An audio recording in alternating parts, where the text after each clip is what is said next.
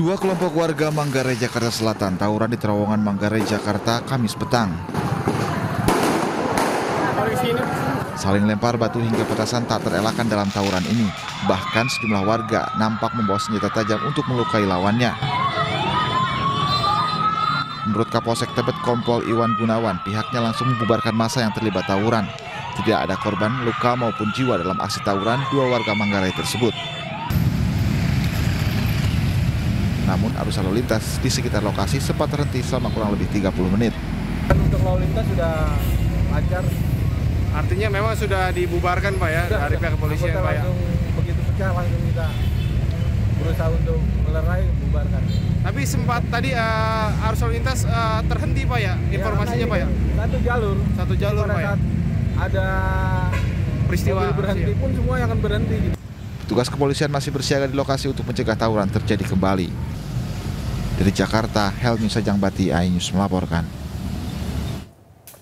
Pemirsa, kapal motor Gili Iyang tujuan Gresik Pulau Bawean terbakar di bagian dek. 220 penumpang kapal panik.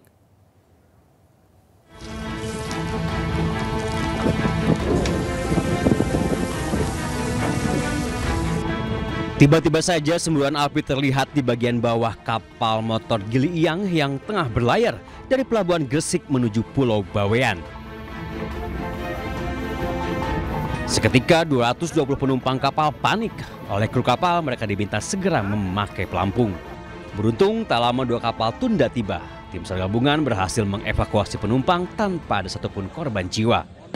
Muncul orang langsung ambil pelampung. Persiapan untuk lompat.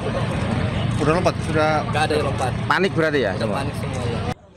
Herbert, kepala KSOP Gresik, mengatakan kebakaran berasal dari korsleting listrik di bagian dek kapal. Kebakaran berhasil ditangani oleh awak kapal, berasal dari area kardek.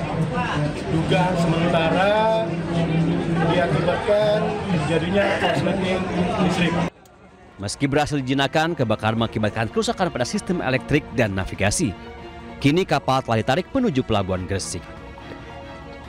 Dari Gresik, Jawa Timur, Agus Ismanto, iNews melaporkan. Pemirsa, MUI Kota Bekasi menetapkan pengajian Putri Yeni alias Umi Cinta tidak menyimpang. Gimana tanggapannya dengan Dari hasil pertemuan, Umi Cinta membantah soal dugaan pengajian menyimpang yang disebut meminta jamaahnya membeli tiket surga senilai 1 juta rupiah. Dirinya juga menyebut tak benar jika pengajian yang digelar di rumahnya baik pria dan wanita menjadi satu. Usai ditetapkan tidak ada penyimpangan, Umi Cinta pun dapat melanjutkan pengajiannya di masjid setempat. Pakai sebangkok, Pak. Sini. Sebagaimana penjelasan Ibu Putri Yeni berkaitan dengan materi pengajian yang dilakukan berdasarkan kriteria aliran yang dianggap menyimpang sebagaimana disampaikan oleh Ketua MUI, bahwa pengajian tersebut tidak ada indikasi yang sudah saya sampaikan kepada Bapak Ketua MUI dan sejajarannya beliau, itu tidak benar. Semua berita yang simpang siur selama ini membayar 1 juta dijamin masuk surga, itu tidak benar. Saya sudah bersumpah tadi di atas di Quran, Al-Quran, itu tidak benar. Semua berita-berita yang sudah viral sampai ke YouTube itu tidak benar. Pemirsa, ternyata kenaikan pajak bumi dan bangunan tidak hanya terjadi di Pati. Sejumlah daerah menaikkan PBB-nya lebih dari 100%. Bahkan di kota Cirebon, kenaikan mencapai 1000%. Saya tidak mau dengan protes, Pak. Saya sudah protes. Ya, saya tidak mau tawar-menawar, saya bukan. Di Jombang, Jawa Timur, kenaikan PBB mencapai 400%. Warga pun mulai bersuara. Fatah Rohim, warga desa Pulau Lor, Kabupaten Jombang, Jawa Timur ini protes dengan membayar pajak menggunakan 1 galon penuh uang koin. Dirinya tak terima bila sebelumnya PBB hanya sebesar Rp400.000 per tahun. Sejak tahun 2024 lalu, pajaknya naik menjadi Rp1.300.000. Bentuk kekecewaan saya dengan adanya biasanya per tahun 400 menjadi 1.350.000, ya kan? Itu kan saya protes waktu itu.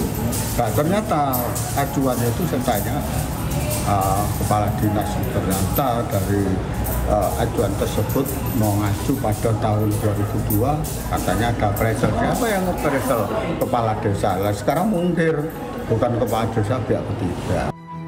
Kenaikan pajak yang tidak wajar juga dirasakan Anis Purwaningsih, nenek 63 tahun, warga desa Sengon Jombang, Jawa Timur.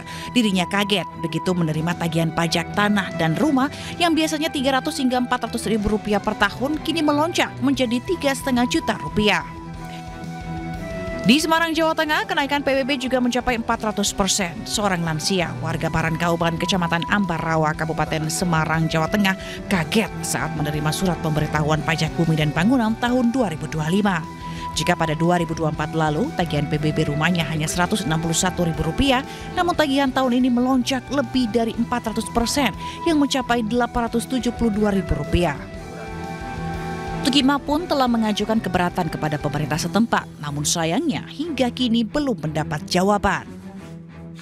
Tidak hanya itu, ternyata kenaikan PBB juga terjadi di berbagai daerah. Sementara di kota Cirebon, kenaikan PBB mencapai 1000%. Kenaikan pajak di Jombang, Jawa Timur antara 400 hingga 1.202%. Warga di Kabupaten Semarang, Jawa Tengah, kenaikan mencapai 400%. Di Pati, Jawa Tengah, sebelum diprotes warga, kenaikan mencapai 250%.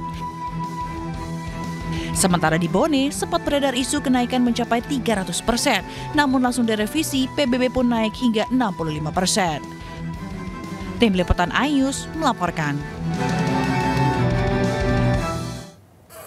Pemirsa, buntut aksi unjuk rasa yang berujung ricuh di Pati kemarin, Pansus Pemakzulan Bupati Pati digelar di gedung DPRD Pati.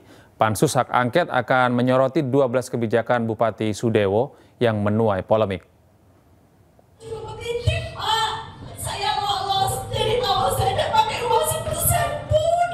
Mantan karyawan RSUD Suwondo Pati turut dihadirkan dalam rapat hak angket terkait kebijakan Bupati Sudewo di ruang banggar DPRD Pati Kamis siang. Salah satu yang digali dalam rapat pansus hari ini terkait pemecatan 220 mantan pegawai RSUD Suwondo.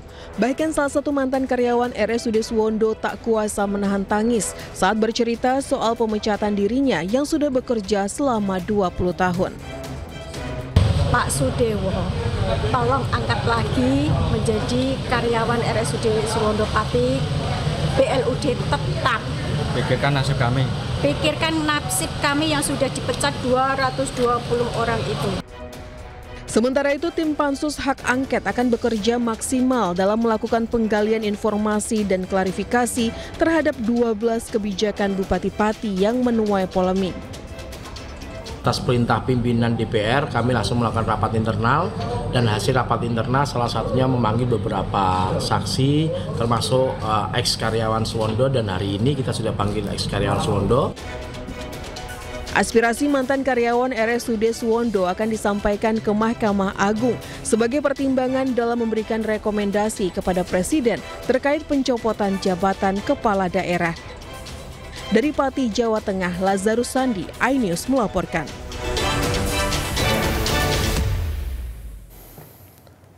Kita beralih ke informasi lain, pemirsa.